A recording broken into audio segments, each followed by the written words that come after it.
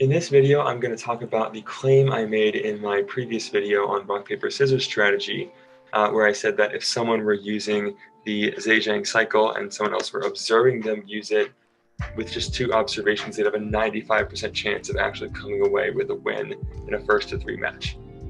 I don't have my camera on for this.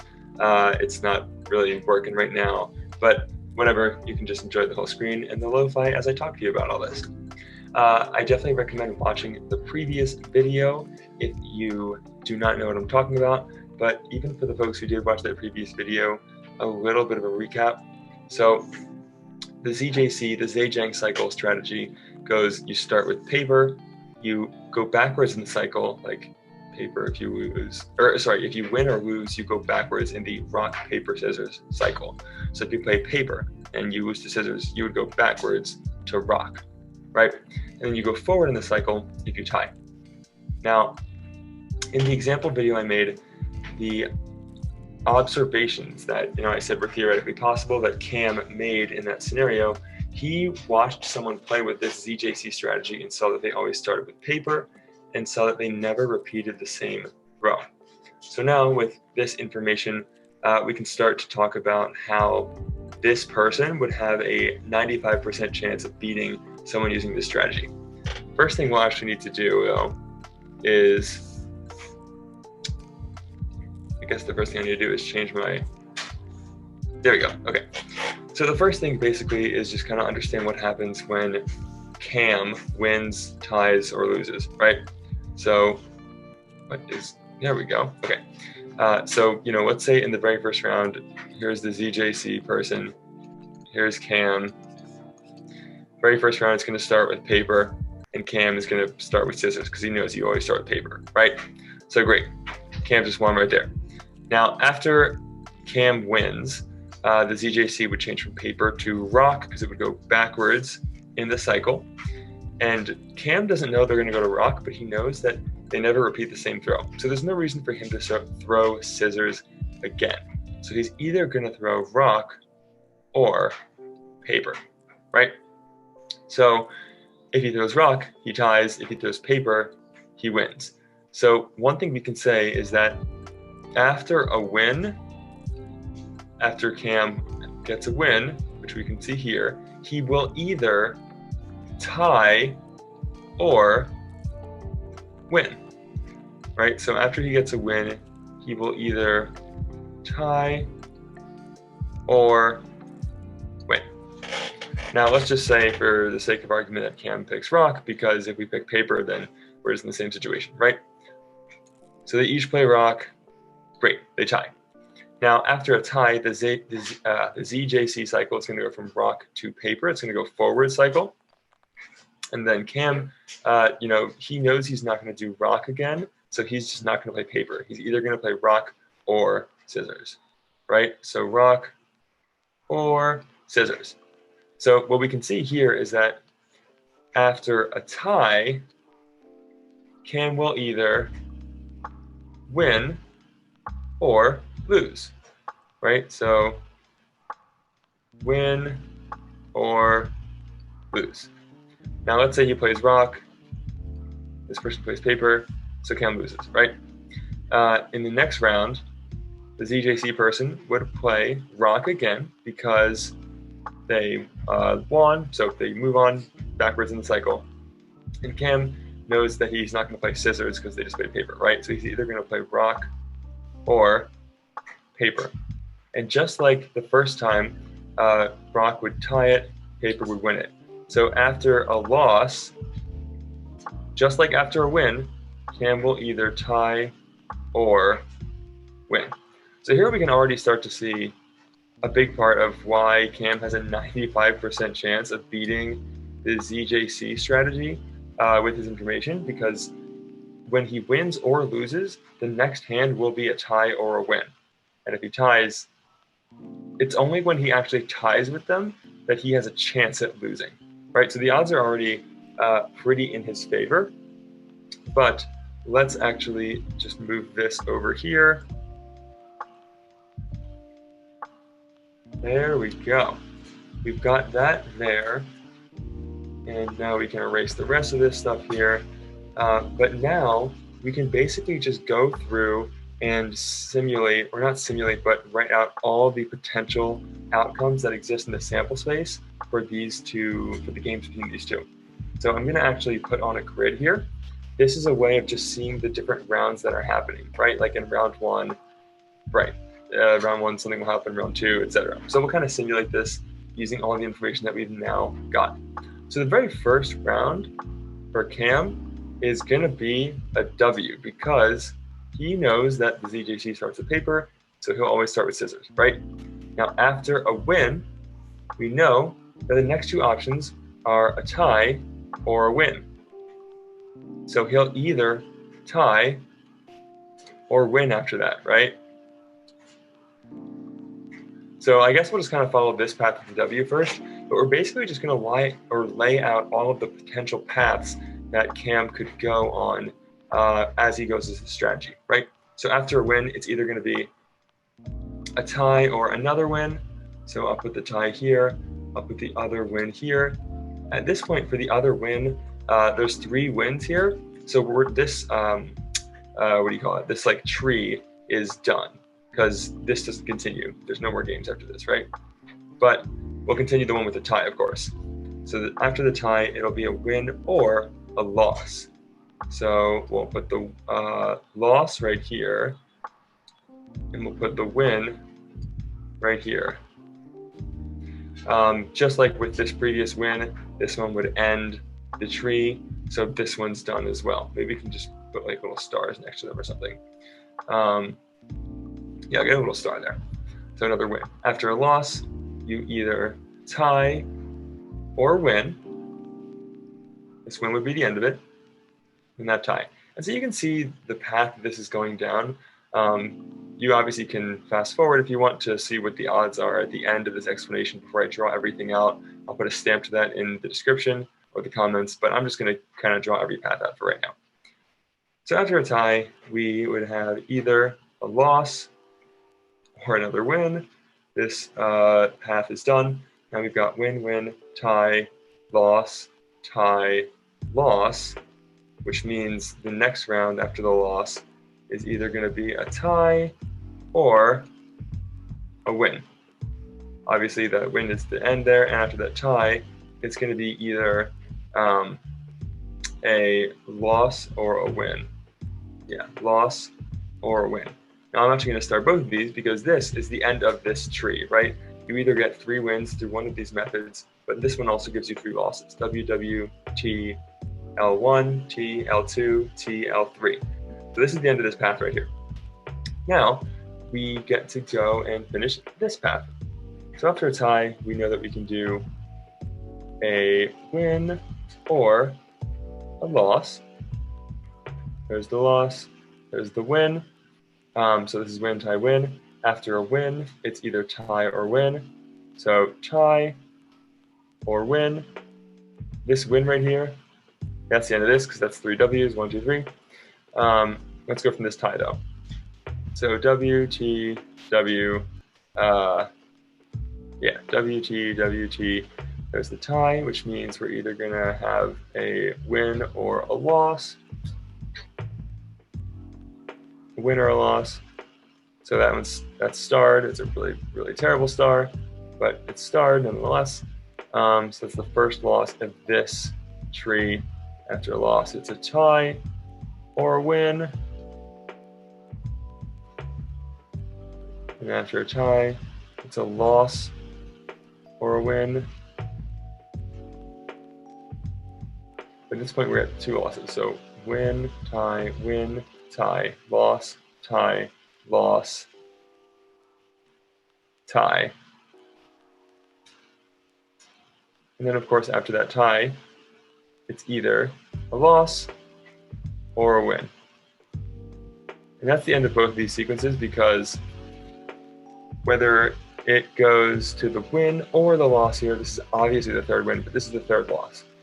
Win, tie, loss, tie, loss. That's actually why I put 9 rounds here, because these 2 strategies interacting with each other will never result in 2 consecutive ties, and this is a first of 3 wins. the maximum this can be is 1 game. Or excuse me, 9 rounds is the maximum that 1 game can be, because 3 wins or 3 losses, 2 ties, and 2 of the other win or loss, right? 3, 2, 2. Or no, sorry, I did that math wrong, but like you can see what I'm saying with the, I misspoke there, but you can see what I'm talking about in terms of how it gets to here. You can't go any farther than this.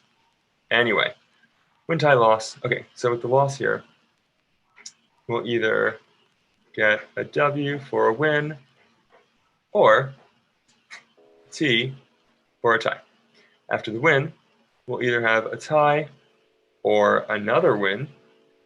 This win right here would be the end of this cycle. It's win, tie, loss, win, win. This tie will lead us to a loss or a win. This loss will lead us to a tie or a win. Star. So now we're at win, tie, loss. So 1, 1, 2, 1, 2, 2. So then tie will be lose or win.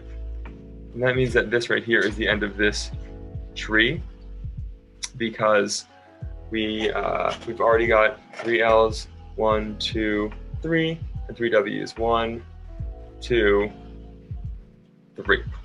So that's the end of this one right here. So then we are just going to be following this tie. So this tie will be a lose or a win. So there's the loss, there's the win. After the win, there will either be a tie or another win. This win would be the third in the sequence, so that's done. 1, 1 and 1, 2 and 1, 3 and 1, right? The tie will lead to either a loss or a win. This will be the last win here. This is the second loss, I believe. Yeah. 1 and 1, 2 and 2. So then loss will lead to a tie or a win, and the tie would lead to a loss or a win. And every single one of these stars right here is the end of that sequence. So we can see that just like the other that took 9 full rounds, we have win, tie, loss, tie, 1 and 1, win, tie, loss, tie, 2 and 2, loss, win, right? So now we basically just have to finish out this sequence here. So we've got win, tie, loss, loss. So number 1 and 2. After the loss, it'll either be the win or the tie. So there's win, there's tie. Now this win, we still have to continue winning because that's only our second W. It's 1 and 1, 1 and 2. That would be 2 and 2. So a win goes to a W or a tie. This one here would be the end of the sequence. A tie is obviously going to lead to a win or a loss. And then I believe, I gotta double check my math, but I'm pretty sure this is the end of the sequence here for this specific chain as well. 1 and 1, 1 and 2, 2 and 2, 3 and 2, or 2 and 3, right? So now with the tie, we have either the win or the loss. So this loss right here would be the end of it because we're 1 and 1, 1 and 2, 1 and 3. So this loss would be the end. This win would make it 2 and 2, right? 1 and 1, 5, 1 and 2, 2 and 2, right? After the win, it's either going to be another win or a tie. This win makes it 3 and 2. It's 1, 2, 3, and then this tie leads to either a win or a loss, both of which finish up their respective sequences. Win, loss, tie, loss. So we're 1 and 2, tie, 1 and 2, win, 2 and 2, tie, 2 and 2, win or lose. Okay, great. So now what I'm actually going to do is I'm just going to change the color that I'm using. I'm going to circle the losses, because all we really have to do now is just calculate what the odds are of getting every single one of these losses, and then add them together and subtract that from 1 to figure out the odds that you would lose this, or rather the odds that you would win. They're one and the same. So there's one loss where the cycle ends. Here's another loss where the cycle ends. Here's one. Here is one. Here is one. Here's another. Here's another. I believe that's it. 1, 2, 3, 4, 5, 6, 7.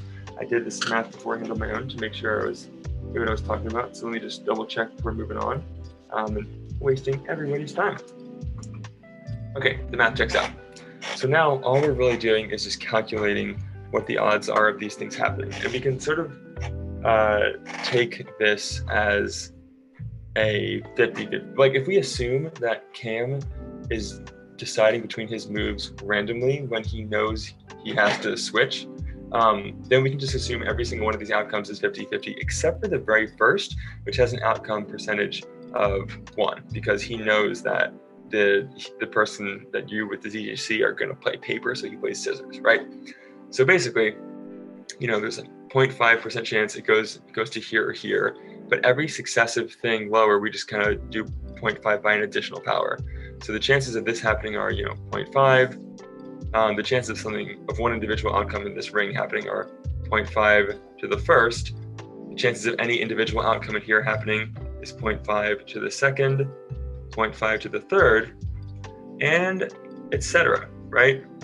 So we can write 0.5 to the fifth, 0.5 to the sixth, 0.5 to the seventh, and 0.5 to the eighth. Now, since there are 1, 2, 3 outcomes on this level, we can say that those 3 can be covered by 3 times 0.5 to the eighth plus that plus sign. Ooh, that looks bad too. Oh my goodness. Plus. Okay, cool, fine. 1, 2, 3 outcomes where the loss occurs at 0.5 to the seventh. So plus 3 times 0.5 to the seventh. And then plus 1 times, or really not gonna write 1, but actually I'll just do it to make it clear. 1 times 0.5 to the sixth. Now, let me just do this math really quickly. All right, so when you add all this up, you get 0.0508. So this is the odds that Cam would lose to the ZJC strategy based on the 2 observations he made. And keep in mind, he doesn't even know what this person is doing exactly. He's read about the paper, but all he knows, aside from the fact that they always start with paper, is that they never repeat the same throw. So he truly has no idea which the other person's going to go to, but that doesn't really matter because he still has essentially a 95% chance of winning. And when we subtract this from 1, we get 0.9492.